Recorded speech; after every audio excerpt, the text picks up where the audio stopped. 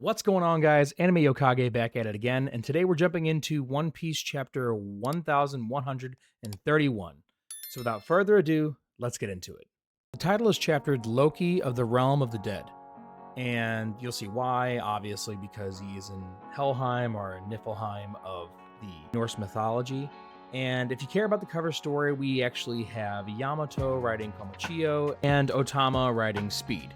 Seems like the Yamato storyline is progressing a little bit, so I'm excited to see how that ties in the future. But as of right now, still nothing to report. It's just kind of cool to see Yamato and the gang after we've left. So let's get back into the story. So first thing when we jump into this chapter, we see that Luffy is excited that he's finally realized that they have landed in Elbaf, or Elbaf, however you want to say it. And Luffy keeps going on and on about how they've wanted to come here for ages, and he's wondering if Usopp knows that they're actually in Elbaf.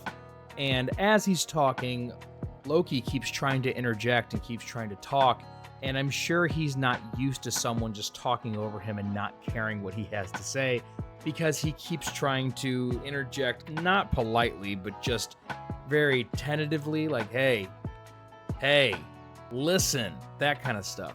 And as Luffy keeps talking on and on, Loki finally exerts himself and says, hey, listen when I'm talking to you. Because we have to remember that Loki is royalty, so he is very used to whenever he talks, people listen. We can see this big giant boom of kind of a, voice. It may even be mixed with a little Conqueror's Haki whenever he did that. But we can see that this voice and this big giant boom is being heard all over the snowy forest because other animals within that forest are starting to lift up their heads and look over their way. And as you'll see later in this chapter, actually probably like a page from here, it calls in some of the big bosses of the forest. In this panel, we can see the accursed Prince Loki has a special bounty of 2.6 billion. And it says a special bounty, so I'm not sure if that's the same kind of thing of whenever Sanji had his bounty and it was only wanted alive.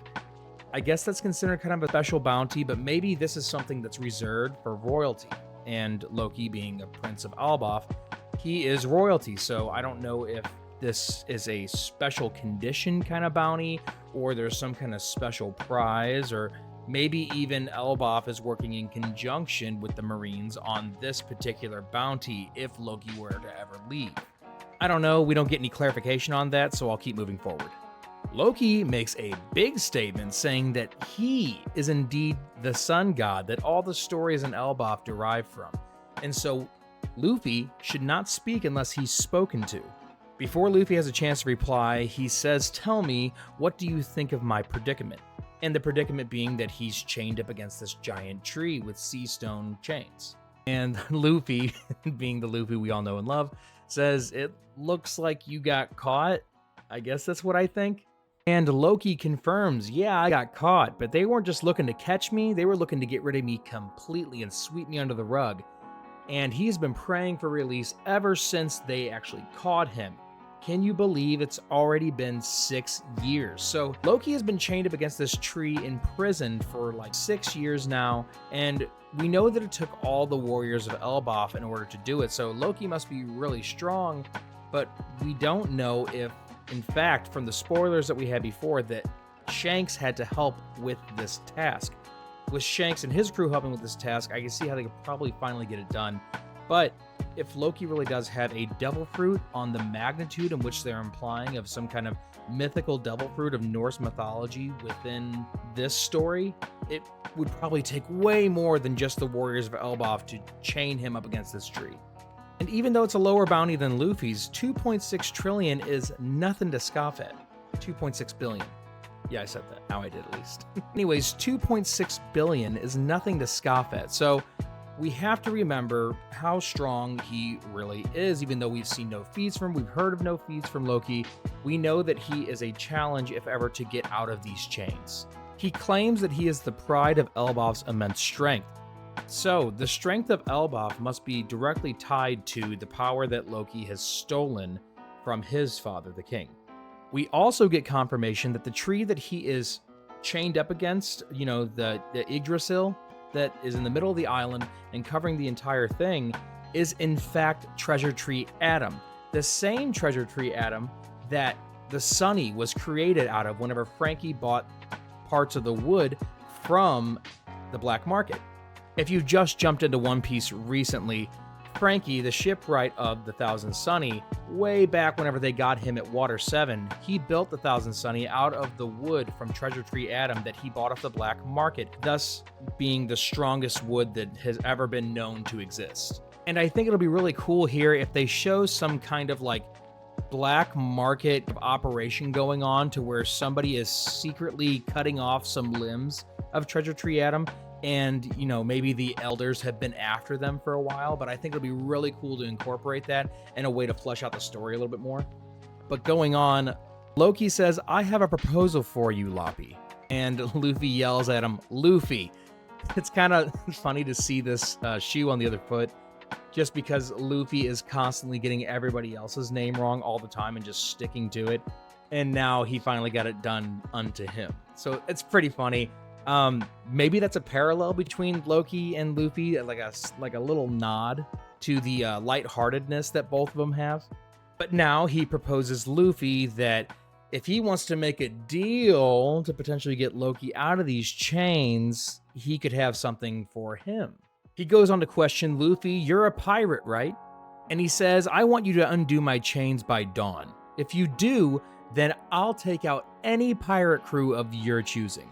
And he'll take them out so good that there'll be no trace that those pirates ever even existed.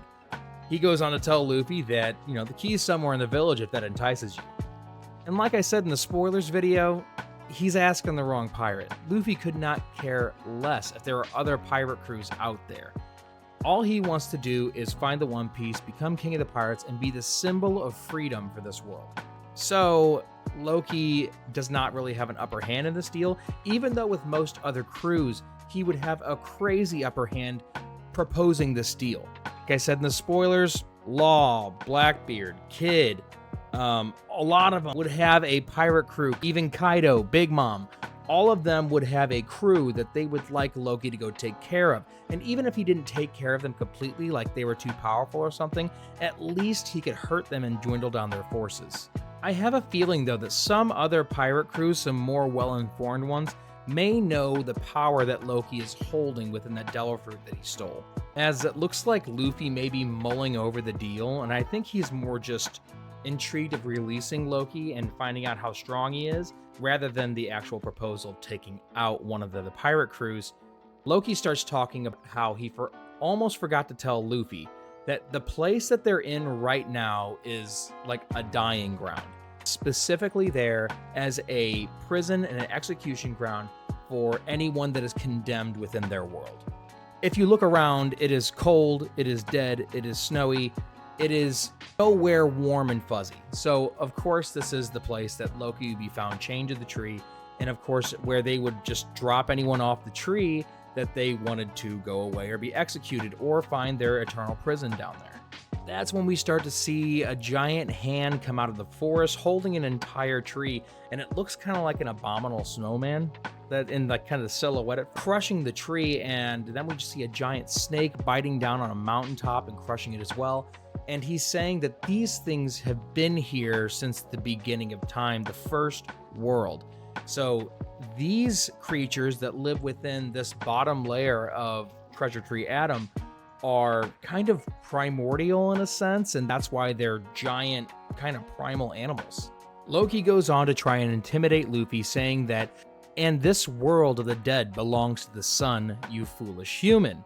We then see a ton of giant, looks like big boss animals that walk out, and they start to kind of tower over Luffy, like crushing trees beneath their feet. Like the trees look like they come up to like maybe their stomachs. So these animals, these beasts of the first world, they are ginormous.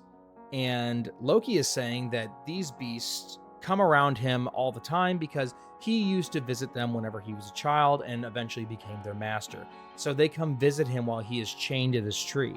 He's telling Luffy that he better watch his step around these animals, and I guess it's kind of like his backup showing up to kind of enforce his power. It's also kind of interesting to me that these animals are absolutely enormous and they couldn't work together to break the sea stone chains. I mean, don't get me wrong, sea stone is the hardest, densest metal that is in the One Piece world, but still, these animals are they're the size of mountains. You know, if one of them is literally biting through a mountain, just like casually to get through to Luffy and Loki. So you're telling me that they couldn't rip these chains off? It's kind of a plot hole in my eyes. It may not be in everyone else's, but I kind of think where there's a will, there's a way, because we've seen sea stone broken before. No, not this time. It's totally made up. Pure fiction. It's fiction. It's fiction. We made it up. We made this one up. It's a made-up tale. Correct me if I'm wrong, but I believe we've seen it broken somewhere in the story before. I feel like they could do it, if anyone could. Luffy, looking up at these big boss beasts, he says, wow, this is really nostalgic, because he's going back to Ruskaina in his mind, thinking of all the beasts that he fought for 2 years over and over and over and over again. If you remember, a lot of those animals that he fought are the kind of Gear 4th inspirations for fights in Gear 4th, like Tank Man and Snake Man and Kong Gun, all those things. Apparently, Loki is saying the only way to survive in this area without being attacked by the beasts is to wear kind of like animal skins and smell putrid. That will kind of trick the beast, thinking that he is a walking corpse among the other dead that are supposed to be down there. So the beasts won't bother him then if they just think that he's supposed to be there. That's when we see what I think is Loki's crew, or at least his subordinates. They come out saying, that's a little harsh to call us the Walking Dead. And it actually shows them wearing gas masks, and or gas masks. I don't want to put a K on the end of gas, but it shows them wearing gas masks to where, I guess the smell is so bad from the putrid animal skins that they have to wear that's the only way that they can kind of walk around and breathe easy. And who's this guy? And if he gets torn apart, does he have anything good on him? You know, yada, yada, yada. Pirate, get him talk. Then they say something interesting. They say, we apologize for fainting earlier. We didn't expect him to show up. And when they say him, they say that Emperor Red-Haired Shanks. Obviously, this gets Luffy's attention, and he says, did you say Shanks? And as he says that, they say, yes, but this can't be.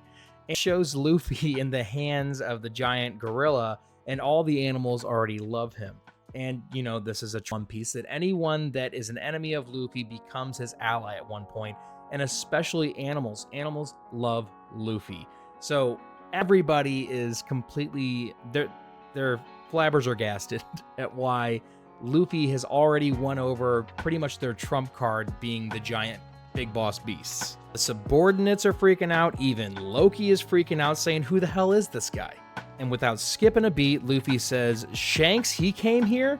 And Loki, seeing that Luffy cares about something, is going to now try and get his goat. When he says, did he come? You talking about that coward pirate, right? With no hesitation, no wind-up whatsoever, Luffy goes into Gear 4th and slams his fist right by the side of Loki's head. It would have hit Loki too if Loki didn't move his head in time. I know that Luffy could have hit him if he wanted to, no matter how fast Loki can move, but that should be considered a warning shot. And as we can see, there is debris and rubble coming off the treasure tree atom whenever Luffy hits it.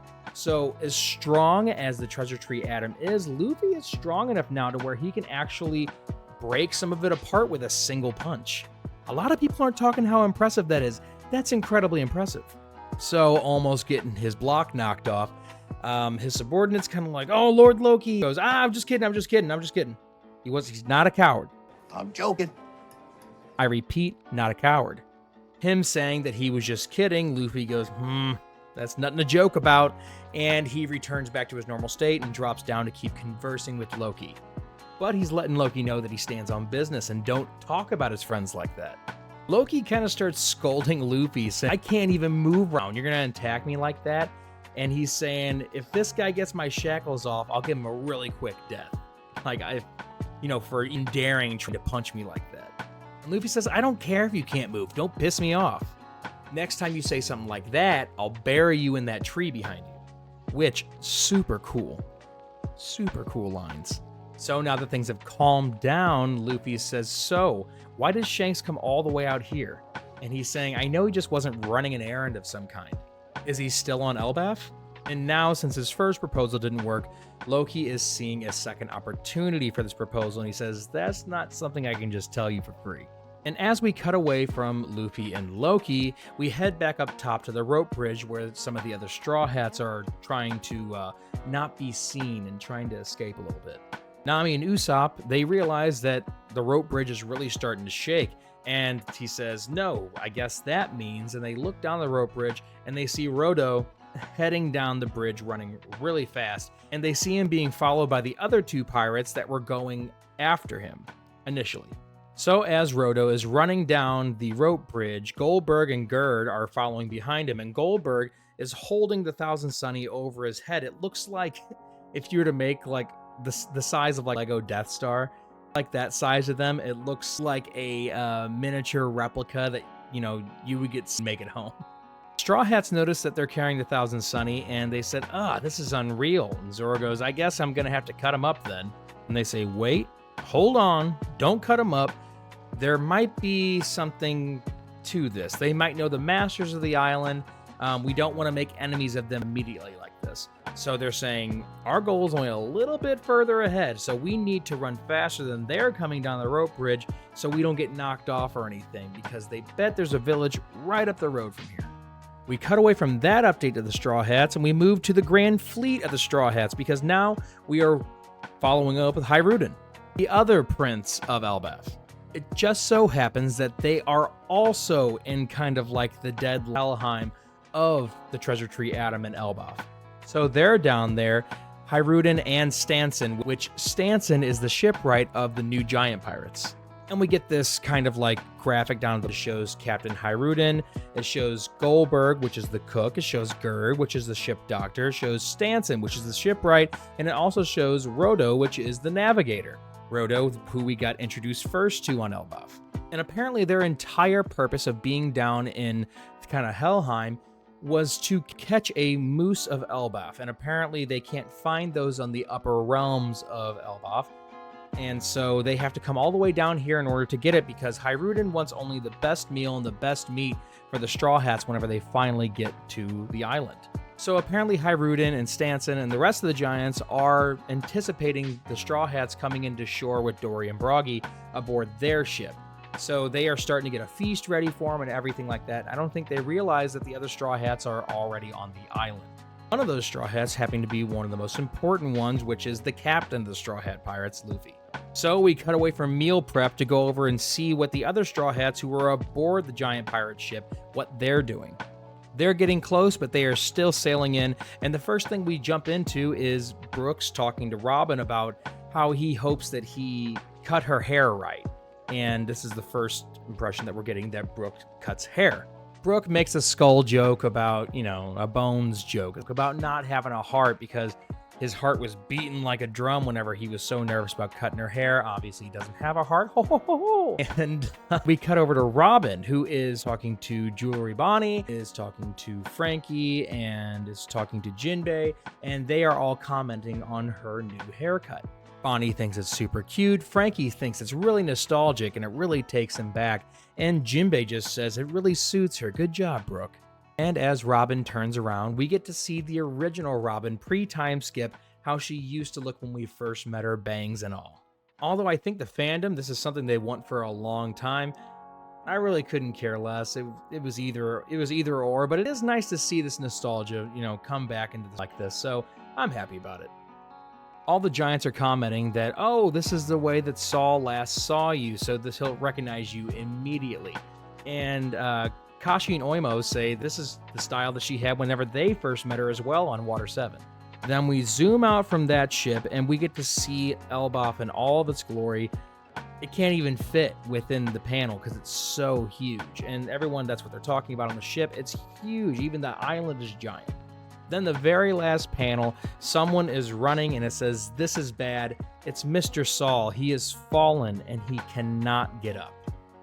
So there must be something plaguing Saul. Maybe it's something to do with hypothermia or something to do with being frozen and all the bandages. Maybe this isn't something that he can easily recover from, and his stamina runs out really quickly just from trying to heal himself or even just keep himself alive and moving.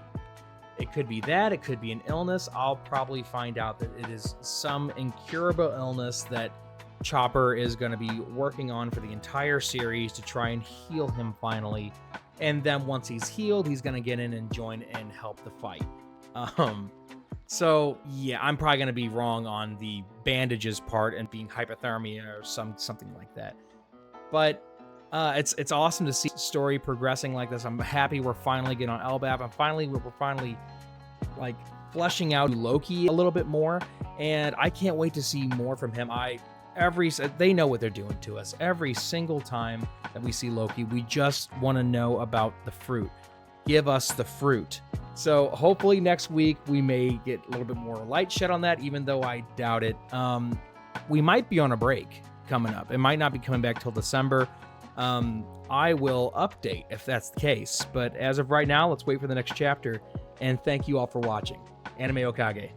See you later.